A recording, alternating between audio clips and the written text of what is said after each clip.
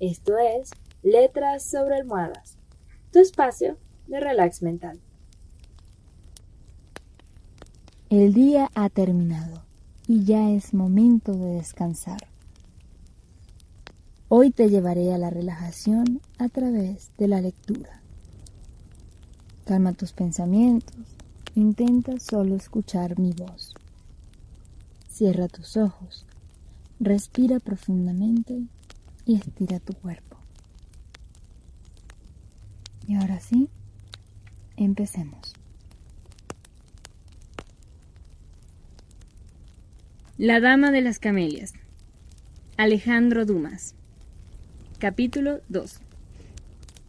La subasta estaba fijada para el día 16. Habían dejado un día de intervalo entre las visitas y la subasta, para que los tapiceros tuvieran tiempo de retirar cortinados, visillos, etc. Por aquella época yo regresaba de viaje. Era bastante normal que no me hubieran anunciado la muerte de Margaret como una de esas grandes noticias que los amigos anuncian siempre al que vuelve a la capital de las noticias.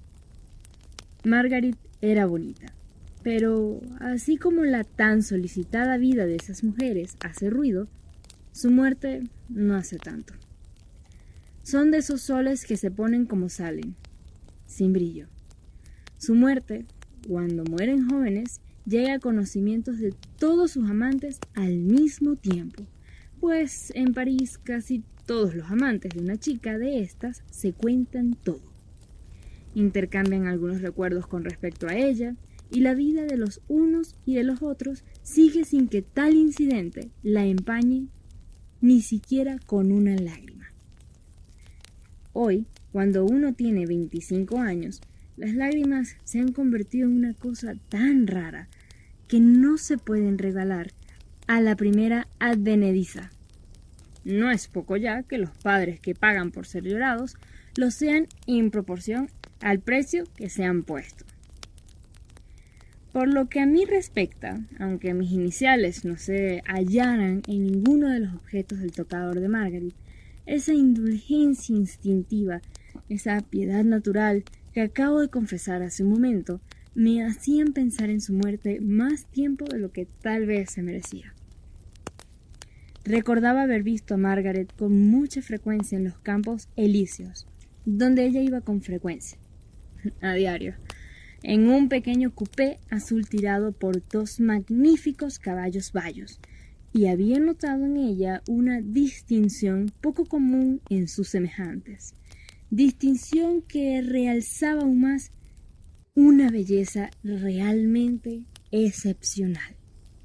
Cuando salen, estas desgraciadas criaturas siempre van acompañadas. Vaya uno a saber de quién.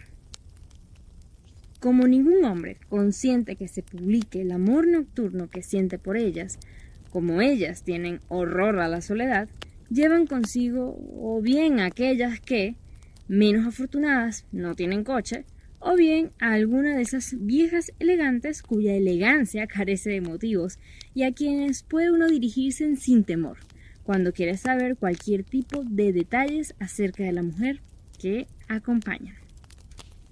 No ocurría así con Margaret.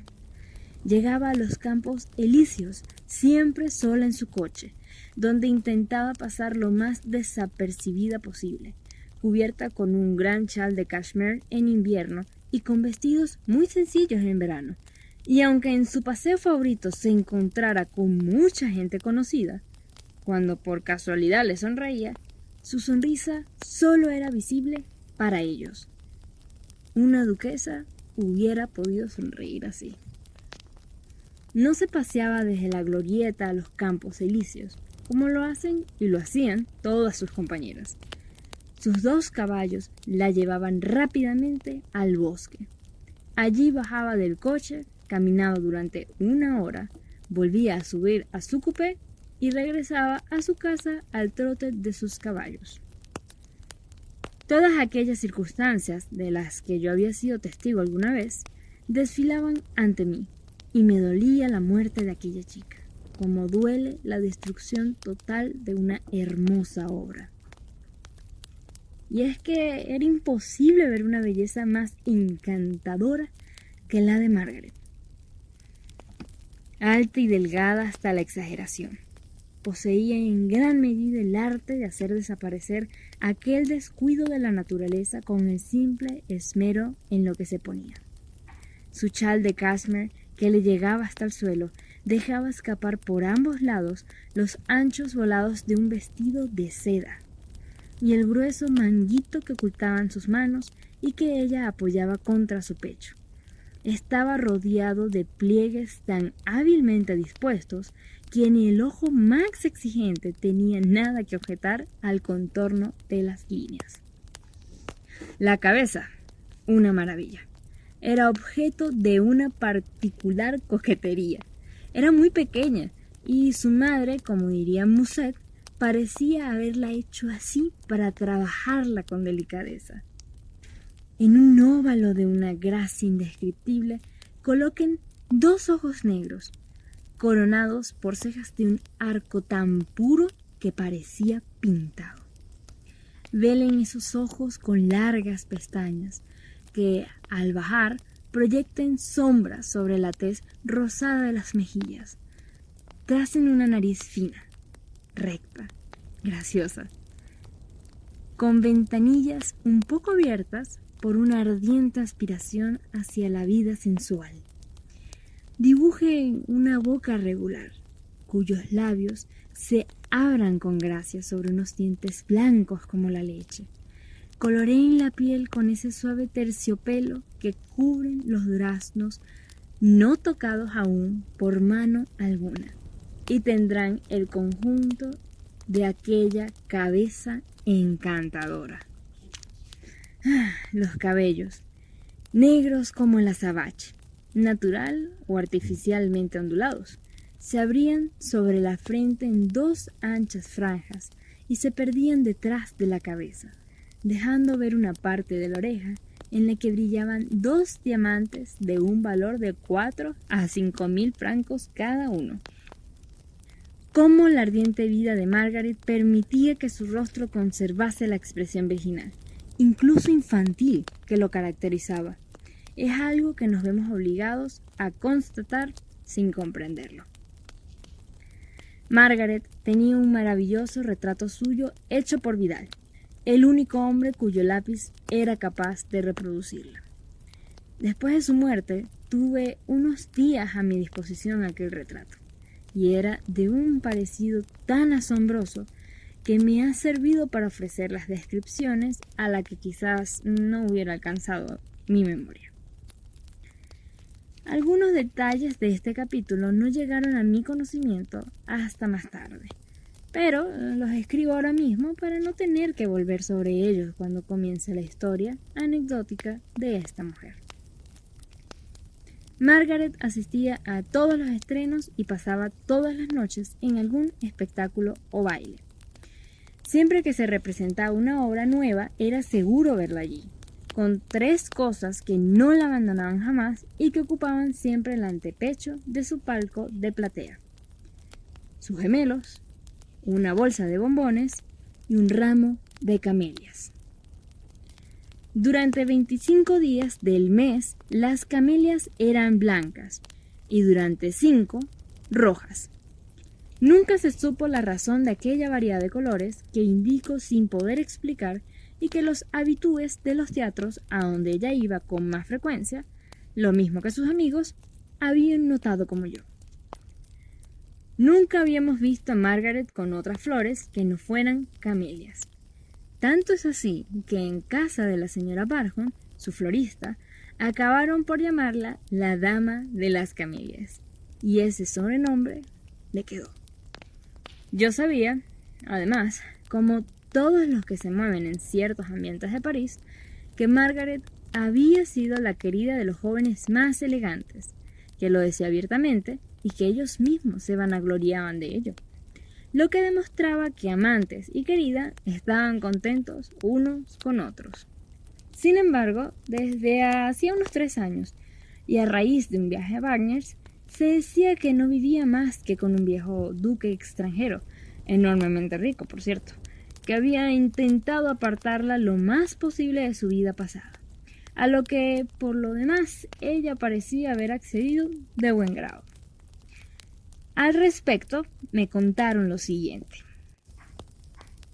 En la primavera de 1842, Margaret estaba tan débil, tan cambiada, que los médicos le dijeron que fuera a un balneario y salió hacia Bagners.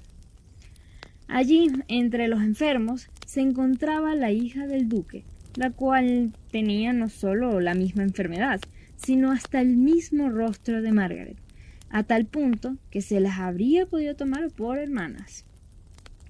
Solo que la joven duquesa estaba en el 3er grado de la tisis y pocos días después de la llegada de Margaret sucumbía. Una mañana, el duque, que seguía en Bagners como sigue uno en el suelo donde ha sepultado una parte de su corazón, divisó a Margaret al dar la vuelta a una alameda. Le pareció ver pasar la sombra de su hija y, dirigiéndose a ella, le tomó las manos.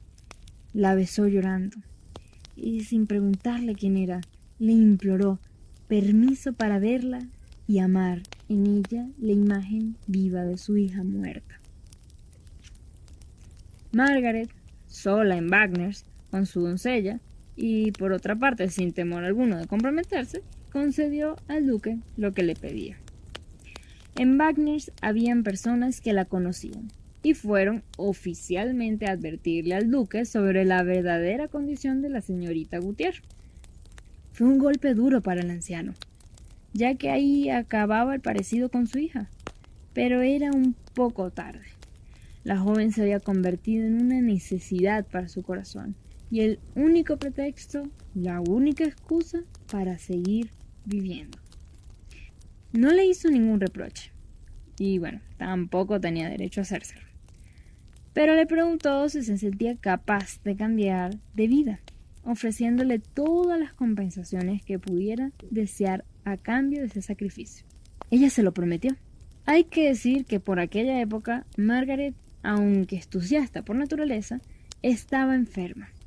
El pasado se le presentaba como una de las causas principales de su enfermedad, y una especie de superstición la hizo confiar en que Dios le dejaría la belleza y la salud a cambio de su arrepentimiento y conversión. Y efectivamente, cuando llegó el final del verano, las aguas, los paseos, el cansancio natural y el sueño casi la habían restablecido. El duque acompañó a Margaret a París, donde siguió viéndola como en Bagners. Aquella relación, cuyo auténtico origen y motivo se desconocía, causó aquí gran sensación, pues el duque, ya conocido por su gran fortuna, se daba a conocer ahora por su despilfarro. Se atribuyó al libertinaje, frecuente entre los viejos ricos, aquel acercamiento del viejo duque a la joven.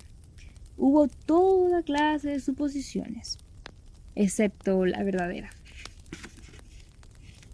Sin embargo, los sentimientos que aquel padre experimentaba por Margaret tenían una causa tan casta que cualquier otra relación que no fuera de corazón le habría parecido un incesto, y jamás le había dicho una palabra que su hija no hubiera podido oír. Lejos de nosotros el pensamiento de hacer de nuestra heroína otra cosa distinta de lo que era. Así, diremos que, mientras estuvo en Bagners, la promesa que le había hecho el duque no era difícil de cumplir, y la cumplió. Pero una vez en París, a aquella joven acostumbrada a la vida libertina, a los bailes e incluso a las orgías, le pareció que su soledad, perturbada únicamente por las visitas diarias del duque, la harían morir de aburrimiento, y el soplo ardiente de su vida anterior pasaba a la vez por su cabeza y por su corazón. Sumemos a ello que Margaret había vuelto de aquel viaje más hermosa que nunca, que tenía 20 años, y que la enfermedad, adormecida y no vencida, seguía despertando en ella esos deseos febriles que casi siempre suelen ser resultado de las afecciones de pecho. De manera que el duque sintió un gran dolor el día en que sus amigos, que estaban al acecho, sin cesar, con ganas de descubrir un escándalo de parte de la joven con la que decían estaban comprometiéndose. Fueron a decirle y demostrarle que en cuanto estaba segura de que él no iría a verla, ella recibía visitas y que esas visitas se prolongaban con frecuencia hasta la mañana siguiente. Interrogada al respecto, Margaret le confesó todo al duque, aconsejándole, sin segundas intenciones, que dejara de ocuparse de ella, porque no se sentía con fuerzas para mantener los compromisos adquiridos y no quería seguir recibiendo más tiempo los beneficios de un hombre a quien estaba engañando. El duque estuvo 8 días sin aparecer. Eso fue todo lo que pudo hacer.